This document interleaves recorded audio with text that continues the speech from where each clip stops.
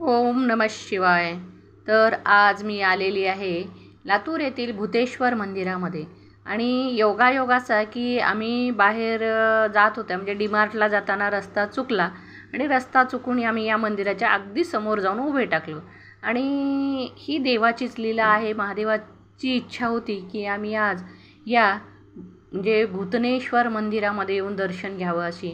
तर आम्ही हे पहिल्यांदाच हे लातूरमधलं मंदिर पाहिलेलं आहे. आणि असे म्हणजे भूतनेश्वर नावाचं म्हणजे मंदिरचं नावही ऐकलं नव्हतं. पण महादेवाची इच्छा त्याच्यापुढं कुणाचं काय चालणार आहे.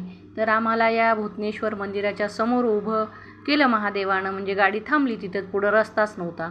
आणि आम्ही त्या थांबून मग मंदिरात गेलो. मंदिरात गेल्याच्यानंतर तिथे नंदी महाराजांचं दर्शन घेऊन महादेवाच्या गाभाऱ्यामध्ये जाऊन भूतनेश्वरांचं दर्शन घेतलं. आणि समोरच माता पार्वतीचं